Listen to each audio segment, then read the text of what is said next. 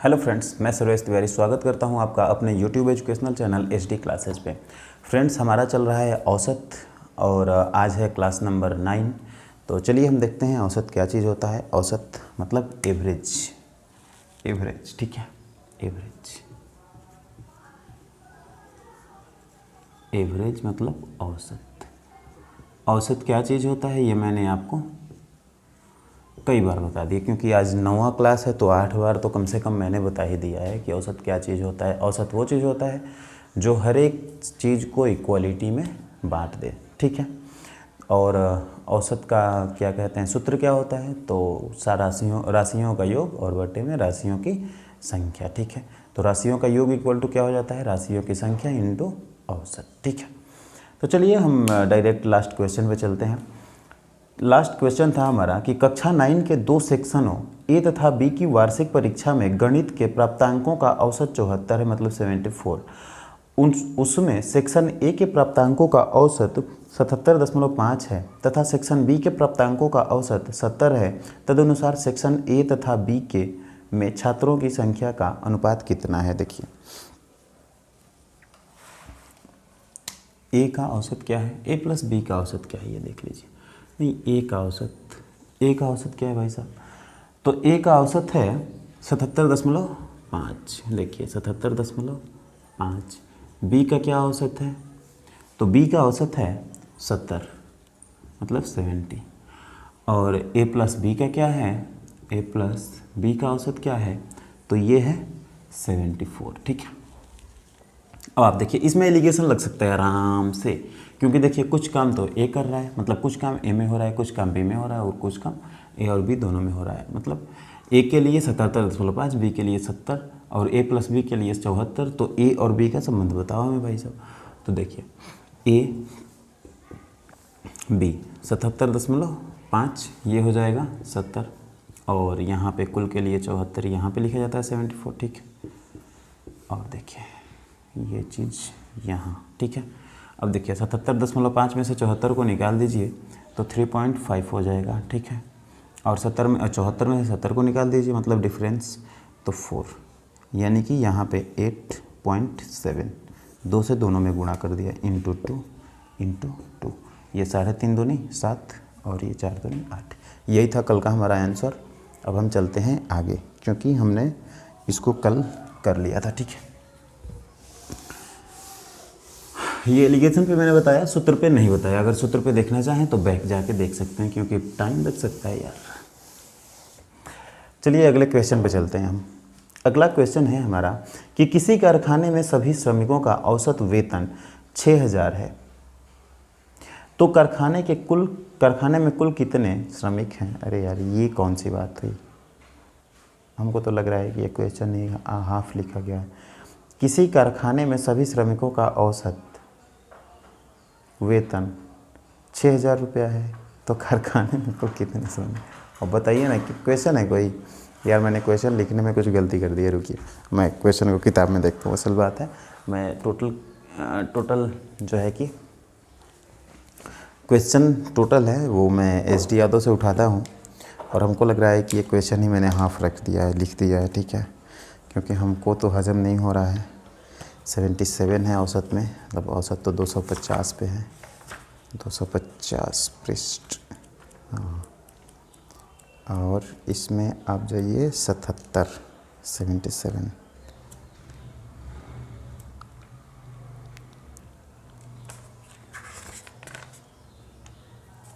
भाई साहब, किसी कारखाने में सभी श्रमिकों का औसत क्या है, 8000 है।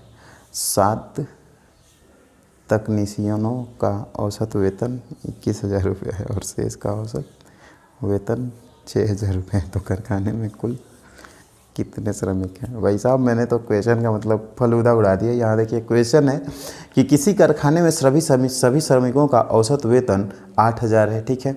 और है 7 तकनीशियनों, मतलब टेक्नीशियन, 7 तकनीशियनों का औसत वेतन 21,000 रुपया है, और शेष का औसत वेतन 6000 रुपया है। तो कारखाने में कुल कितने श्रमिक हैं। और मैंने देखिए क्या लिखा है, किसी कारखाने में सभी श्रमिकों का औसत वेतन 6000 रुपया है, तो कारखाने में कुल श्रमिक ज्ञात कीजिए। भाई साहब, मतलब मैंने तो क्वेश्चन का फलूदा बना दिया यार, पता नहीं किस दिमाग से मैंने ये क्वेश्चन लिख दिया। चलिए हम डायरेक्ट किताब से ही पढ़ते हैं।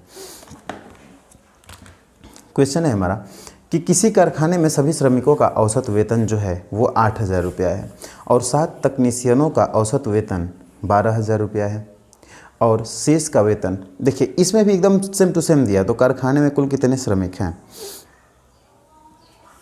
एकदम सेम टू सेम वैसे ही दिया है। देखिए कुल, देखिए मैं क्वेश्चन पहले लिख देता हूँ। किसी कारखाने में सभी श्रमिकों का औसत वेतन, किसी कारखाने में सभी श्रमिकों का औसत वेतन, औसत वेतन कितना है, औसत वेतन 8,000 रुपया है, रुपया 8,000 है, ठीक है। आगे दिया है 7 तकनीशियनों का औसत वेतन, 7, इसने ऐसे लिखा है तकनीशियनों,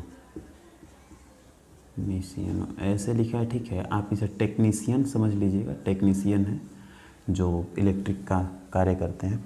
7 तकनीशियनों का औसत वेतन का औसत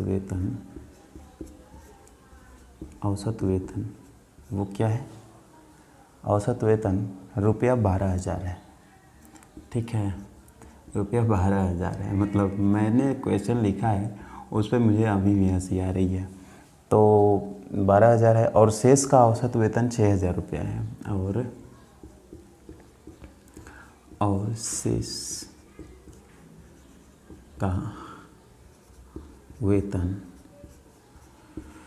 और मैं बहुत जल्दी ही इसको 6,000 रुपया है, एच डी यादव का संपूर्ण हल लेके आ रहा हूँ बहुत जल्दी ही। तो कारखाने में कुल कितने श्रमिक हैं, तो क्योंकि अब मैं नया हूँ, बहुत मतलब पहली बार ही ऑनलाइन पढ़ा रहा हूँ और इसका मैं दो क्लास है वो डेली बाय डेली डालता हूँ मतलब आधे घंटे की एक क्लास होती है लेकिन 2 क्लासेज होती है, ठीक है। तो वो 2 क्लासेज मैं डेली बाय डेली डालता हूँ और देखते ही होंगे आप, आते मैं बातें बिल्कुल नहीं करता हूँ, मतलब डायरेक्ट क्वेश्चन पे ही जाता हूँ। जो डिले होता है वो क्वेश्चन में होता है, जो डिले होता है वो आपको समझाने में होता है।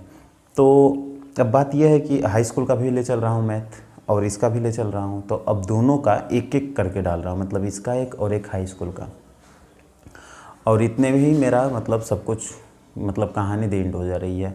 अब आदत नहीं है, कहीं भी पढ़ाने की आदत नहीं है, ना स्कूल में ना कोचिंग में, कहीं भी मैं पढ़ाया ही नहीं हूँ, डायरेक्ट ऑनलाइन ही आया हूँ, ठीक है। तो संपूर्ण हल भी बहुत जल्दी ही लेके चलूँगा, हो सकता है अगले शुक्रवार से मैं लेके चलूँ, ठीक है।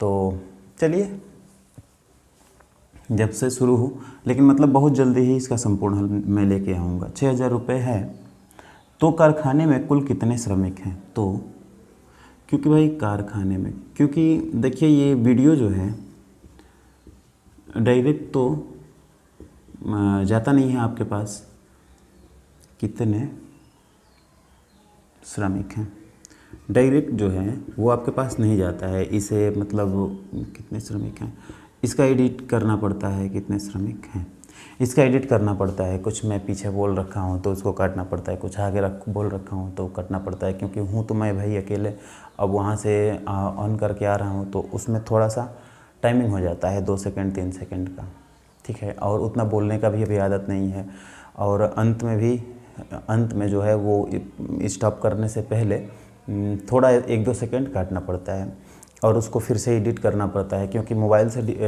वो करता हूँ, क्या कहते हैं, मोबाइल से रिकॉर्ड करता हूँ। तो भाई साहब 30 मिनट का 3 GB में रिकॉर्ड होता है, अब बताइए ना। अब तो 3 GB मैं अगर यूट्यूब पे अपलोड करूँ भाई साहब तो मेरा ही भजा फ्राई हो जाएगा। तो क्या करता हूँ मैं, इसको एप्लीकेशन से गुजारता हूँ और इसको 360 या 480p में बनाता हूँ, तो वो हो जाता है आपका 500, 600 या 700 MB का। अब उसे अपलोड भी करना है, ठीक है। और हम हैं विलेज एरिया में, गांव एरिया में हैं, और हमारे यहाँ 200 के भी, 300 के भी, 400 के भी भाई साहब देता है। मतलब जितना हमको वीडियो बनाने में टाइम नहीं लगता उतना एडिट करने में, उसको क्या कहते हैं अपलोड करने में, फिर थंबनेल बनाने में वगैरह में बहुत टाइम लग जाता है। तो ये 2 वीडियो ही मैं डाल पाता हूँ, लेकिन आगे मैं कोशिश करूँगा कि इसका संपूर्ण हल मैं बहुत जल्दी डालूँ, क्योंकि इसका संपूर्ण हल मुझे डालने का भी मन कर रहा है और जल्दी ही लेकर आऊँगा SD यादव के संपूर्ण हल को। ठीक है, तो चलिए क्वेश्चन को देखते हैं यार, क्या बात है होने लगी। किसी कारखानों में सभी श्रमिकों का औसत वेतन 8,000 रुपया है।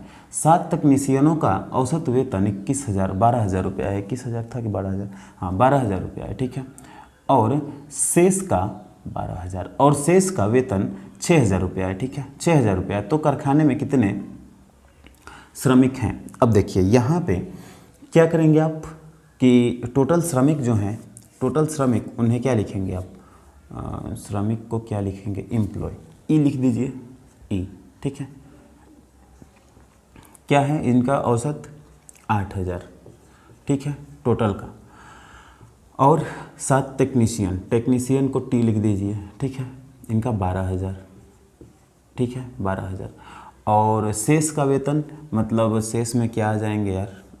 मान लीजिए कि एम्प्लॉय तो हो गया, अब एम्प्लॉय में पता नहीं ई रहता है कि ये रहता है, उसके बाद टेक्नीशियन में ये हो गया। अब शेष में श्रमिक आएंगे। अब श्रमिक में क्या रखा जाए? टेक्नीशियन, यार पता नहीं क्या रखा जाए, जो भी रख दीजिए, जो भी रख दीजिए, लेबर ही रख दीजिए, एल। ठीक है, एल क्या है? 6,000 रुपया है। मतलब देखिए कुल तो 8,000 रुपया है टोटल। देखिए किसी कारखाने में सभी श्रमिकों का औसत 8,000 रुपया है, मतलब कुल तो 8,000 रुपया है।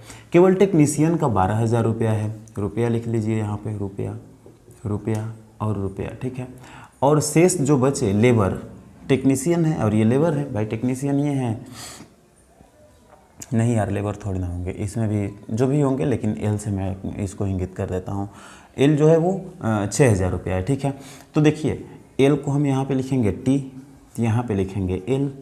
तो देखिए यहाँ पे 6,000 टी में 12,000 टी में। ठीक है, और 6,000 एल में।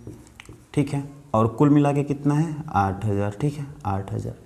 अब देखिए, अब ये देखिए 8,000 में से 6,000 गया, 2,000। ठीक है, अब देखिए, और 12,000 में से 8,000 गया, कितना? 4,000 रुपया। मतलब इसका डिफरेंस निकाल लीजिएगा, इसका डिफरेंस निकाल के यहाँ, इसका डिफरेंस निकाल के यहाँ क्रॉस किया जाता है। ठीक है, अब देखिए ये 2,000 है, ये 4,000 है, यानी कि ये 1 हो जाएगा तो ये 2 हो जाएगा। यानी कि जो है टी और एल का संबंध कितना आ गया?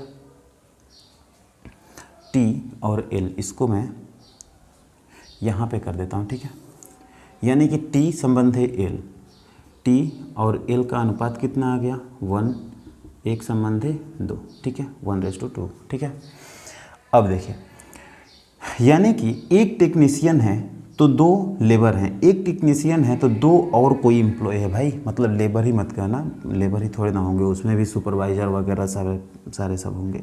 तो देखिए एक टेक्नीशियन है तो 2 कितना है? लेबर कितने हैं? 2। टेक्नीशियन के अलावा कितने हैं? 2। यानी कि टेक्नीशियन कितने हैं? यहाँ से देखिए 7 जब टेक्नीशियन होंगे, 7 टेक्नीशियन होंगे और 7 के 2 गुना मतलब कि 14 तक लेबर होंगे। मतलब कुल मिलाकर कितना होंगे? 21। ठीक है, बात समझ में आई? देखिए टेक्नीशियन और लेबर का अनुपात कितना आ गया? 1 संबंध 2। तो देखिए यहाँ पे क्या है? 7 टेक्नीशियनों का वेतन 12,000 है। मतलब टेक्नीशियन कितने हैं? 7 हैं। तो भाई टेक्नीशियन का 1 संबंध 2 है, तो टेक्नीशियन यदि 7 निकल के आ गए तो 2 का मान, और एम्प्लॉय कितने हैं? 2 का मान 14, यानी कि कुल मिला के कितना हो गए? 21। ठीक है, समझ में आ रहा है बात?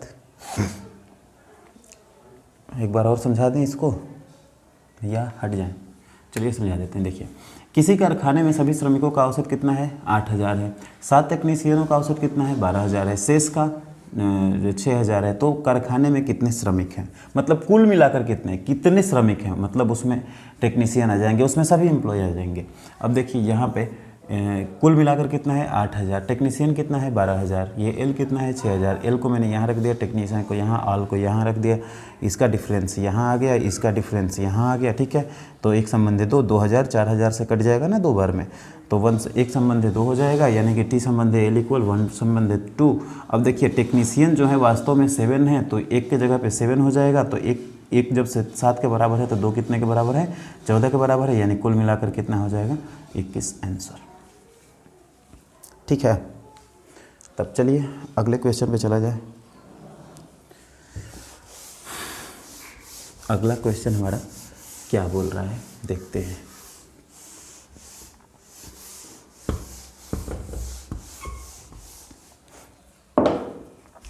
देखिए अगला क्वेश्चन है हमारा,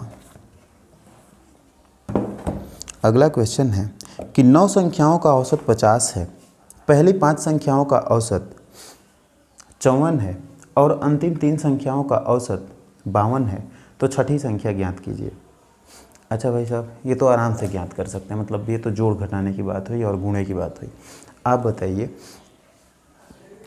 9 संख्याएं हैं, ये हो गई 1, ये हो गई 2 3 4 5 6 7 8 9 10, नहीं 9 संख्याएं हैं। आप ये बताइए कि इन्होंने बोल रखा है कि 5 2 2 4 और 1 5, ठीक है।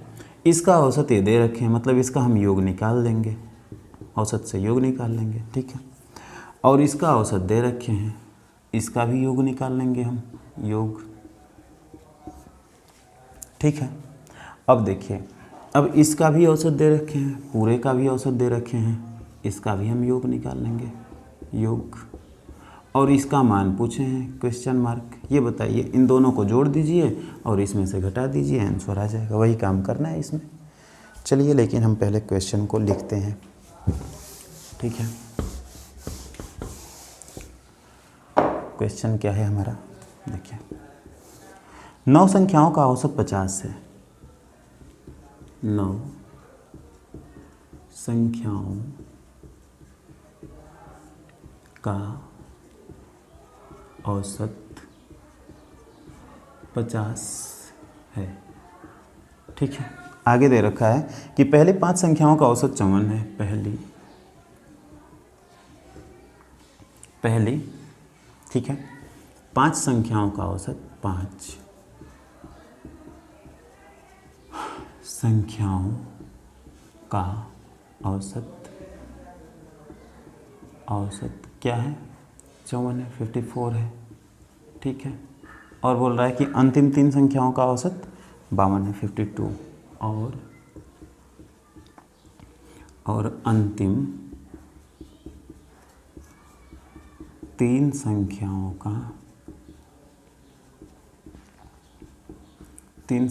का औसत ये क्या है 52 है, ठीक है। आगे चलते हैं। तो छठी संख्या है, तो छठी संख्या है ये ज्ञात करना है, ठीक है। अब देखिए 9 संख्याओं का औसत इतना है, यानी कि 9 संख्याओं का योग, 9 संख्याओं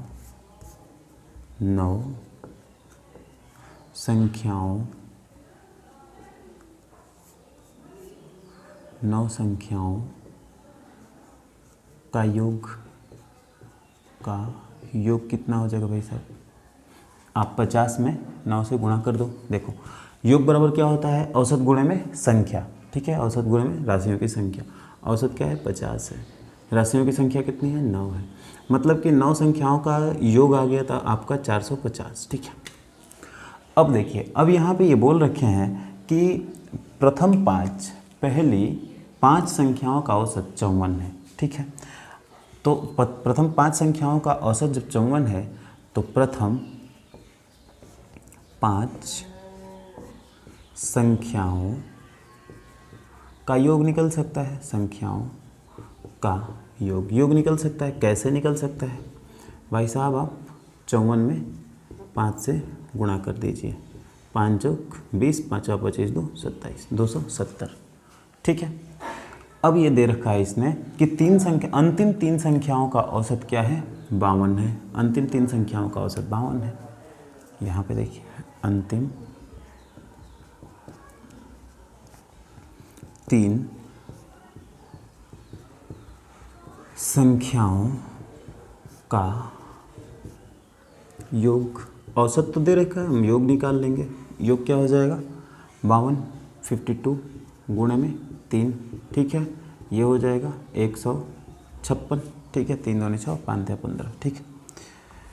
अब क्या काम करेंगे हम कि छठी संख्या ज्ञात करना है ना। छठी संख्या इक्वल प्रथम 9 संख्याओं का योग, 9 संख्याओं का योग प्लस में अंतिम 3 संख्याओं का योग, अंतिम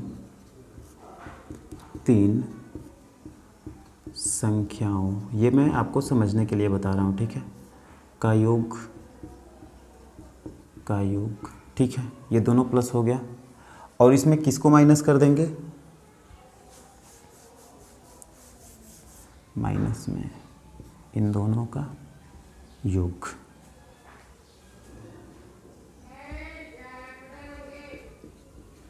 नौ संख्याओं का योग, ठीक है। इधर दिखाई दे रहा है आपको, यहाँ पे छठी संख्या है, ठीक है ना। छठी संख्या, देखिए छठी संख्या बराबर 9 संख्याओं का योग यानी पूरे संख्या का योग और प्रथम 5 संख्याओं का योग। यहाँ पे 9 मैंने लिख दिया है, यहाँ पे 5 होगा, ठीक है। प्रथम 5 संख्याओं का योग और प्लस में अंतिम 3 संख्याओं का योग। इसे आप रखिए। देखिए 9 संख्याओं का योग क्या है, 450 है। 450 माइनस में प्रथम 5 संख्याओं का योग क्या है, 270 और प्लस में अंतिम 3 संख्याओं का योग 156 यानी 450 माइनस में 6 यहाँ हो जाएगा, 7 5 12 हो जाएगा और 2 1 3 1 4, यानी कि 450 में से 426 को निकालेंगे तो कितना हो जाएगा, ये 24 हो जाएगा, 24 आंसर, ठीक है। कैसे आया पता चला आपको। मैंने 9 संख्याओं का योग निकाल लिया 450, 5 संख्याओं का योग निकाल लिया 270, अंतिम 3 संख्याओं का योग निकाल लिया और 9 संख्याओं में से इन दोनों को जोड़कर घटा दिया। आप देखो जो मैंने पहले समझाया वही बात है। 9 संख्याएं हैं यहाँ पे, 1 2 3 4 5 6 7 8 9, ठीक है। प्रथम 5 संख्याओं का योग अगर निकल जाए, ठीक है, और अंतिम 3 संख्याओं का योग निकल जाए और पूरे संख्या का भी योग पता हो, तो भाई इस पूरे में से इसको भी घटा देंगे और इसको भी घटा देंगे तो इसका मान निकल जाएगा। तो वही काम किया है मैंने। 9 संख्याओं में से इसको भी घटा दिया, इसको भी घटा दिया, आपका 24 आंसर आ गया, ठीक है। समझ में आ रहा है?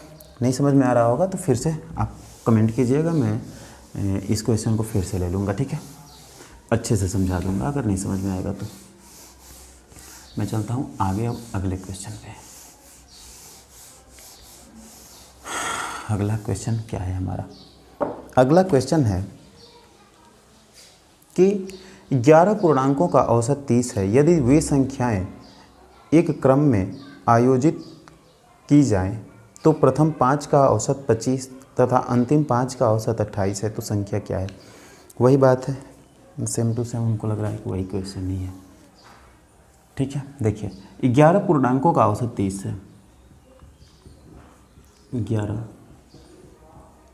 पूर्णांकों का औसत 30 है, ठीक है, 30 है। यदि वे संख्याएं एक क्रम में आयोजित की जाएं, यदि वे संख्याएं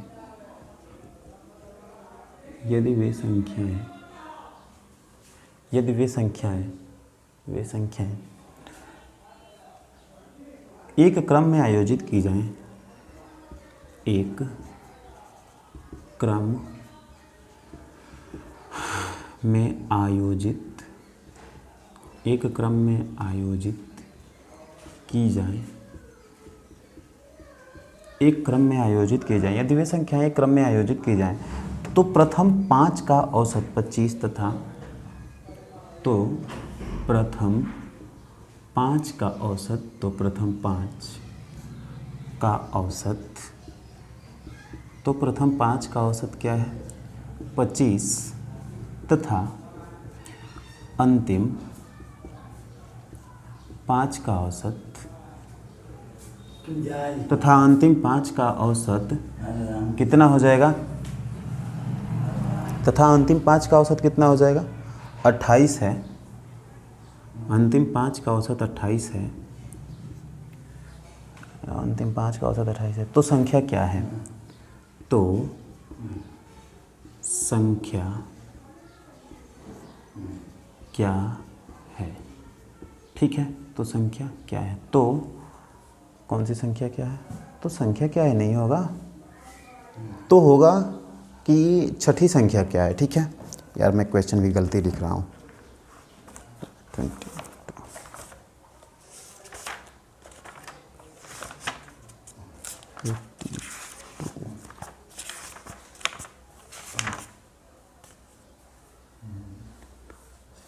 तो अंतिम 5 का, तो छठवीं संख्या क्या है, हाँ तो छठवीं संख्या क्या है, यहाँ पे छठवीं संख्या होगा, तो छठवीं संख्या क्या है, तो छठवीं संख्या क्या है, ठीक है।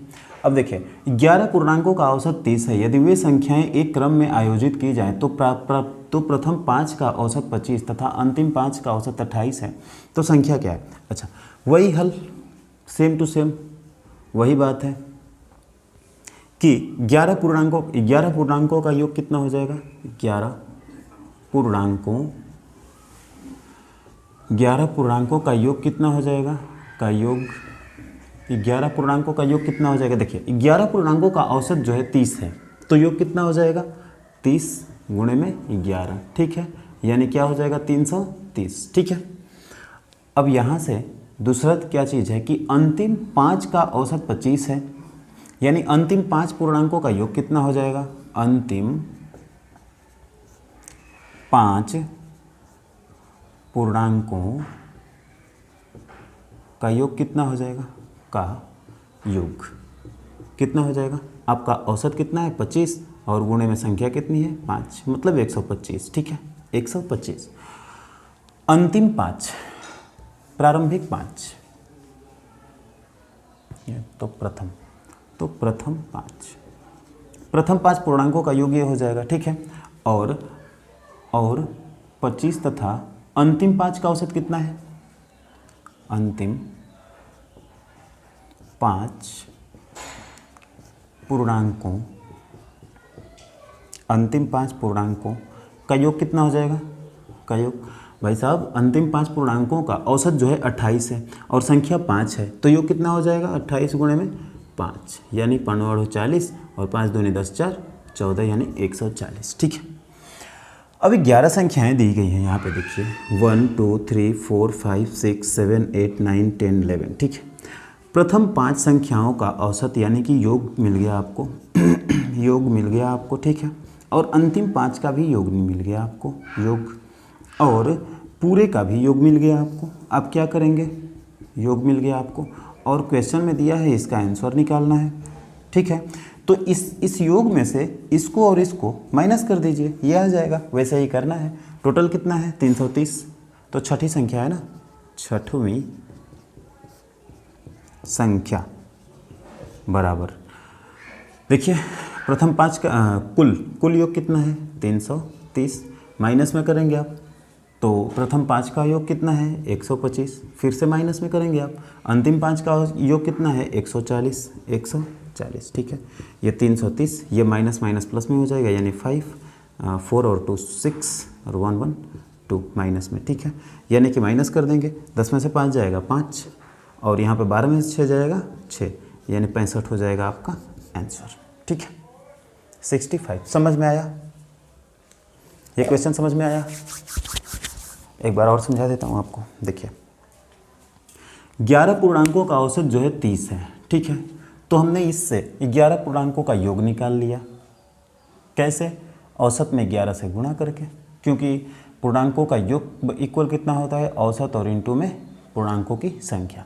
अच्छा, प्रथम पाँच पूर्णांकों का औसत दे रखा था 25, हमने 5 से गुणा करके इसका भी योग निकाल लिया। और अंतिम 5 का पूर्णांकों का औसत दे रखा था 28, हमने इसमें भी 5 से गुणा करके और 140 का योग निकाल लिया। पूरे में से दोनों को घटा दिया, एक था, एक हमको मिल गया। ठीक है, चलिए तब चलते हैं। अब इस क्लास को यहीं तक रोकते हैं और कल जारी करेंगे हम अपने क्लास को। ठीक है, जहाँ कहीं भी नहीं समझ में आया आपको कमेंट कीजिए मेरे पास। ठीक है, मैं उसको ज़रूर सॉर्ट आउट करूँगा। और करते हैं, रखते हैं कल जारी। तब तक के लिए बाय।